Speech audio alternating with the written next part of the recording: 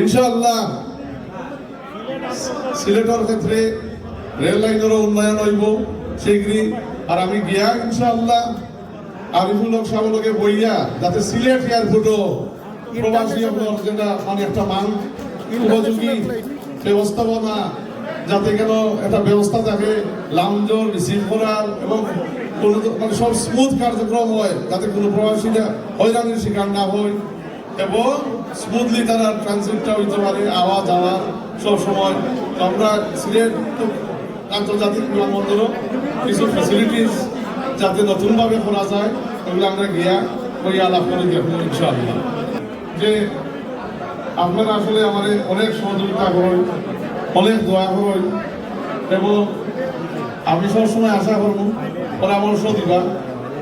এই পদ পদবী আজকে আছে কালকে নাই, পদ পদবী আমরা করে না, আমরা করে আমরা রাজনৈতিক যে আদর্শ আমরা করে যে আমার মধ্যে যে বন্ধন আছে আমার আপনার পরিচয় কিন্তু আজকে মন্ত্রী হয় নাই, আজকে উপদেষ্টাও নাই, এটা বহুত আগের পরিচয়।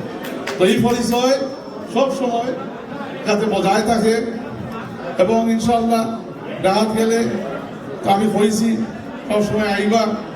আর যেখানেও থাকবো সিলেটের দাবি, যেখানেও থাকবো বাংলাদেশের নিজ দাবি, ওখানেও পাইবা ইনশাআল্লাহ ওয়াইন কবিরে। এবং যাতে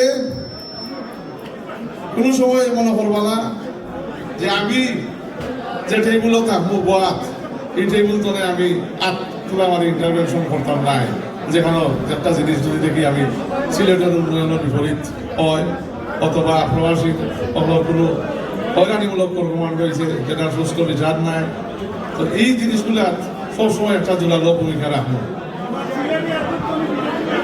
সিলেট এয়ারপোর্ট থেকে আরো ফ্লাইট বাড়ানো যায় এটাও দেখবো।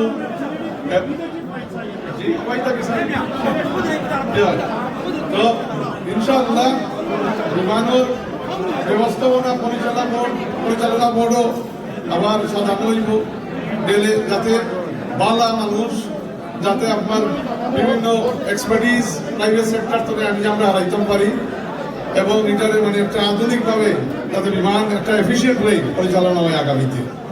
আরেকটা জিনিস যেটা করতাম আমি রাজনৈতিক সহযোগিতা এবং ইনশাআল্লাহ উন্নয়নের ব্যাপারে সিলেট দুর্গা প্রবাসী দাবি দেওয়া।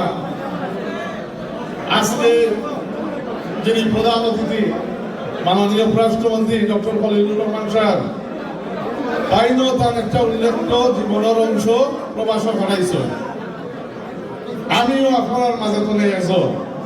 ইনশাআল্লাহ ওখানেও আপনারা পরিবার দেয় যে আপনারা অত্যন্ত দুইজন ব্যক্তি আছে যারা ডাইরেক্টলি কিন্তু আপনারা এখানে মন্ত্রিসভা বা প্রধানমন্ত্রীর দ্বারে আছে, মানে এক্সেস আছে, কাম করার সুযোগ আছে এবং আপনারা দাবি নিয়ে সোচ্চার সবসময় থাকবো আমরা ইনশাআল্লাহ।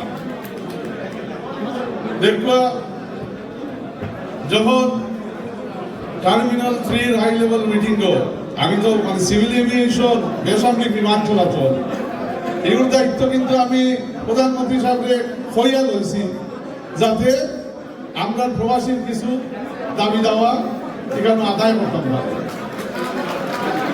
টার্মিনাল 3 হাই লেভেল মিটিং প্রধানমন্ত্রী যেটা সভাপতিত্ব করে ওখানে কিছু হিসাব কিতাব দেখাইয়া কইছেন যে ম্যানচেস্টার ফ্লাইট বন্ধ রাখতে হইব, কেননা কিতাব 25 থেকে 26 কোটি টাকার লস হয়।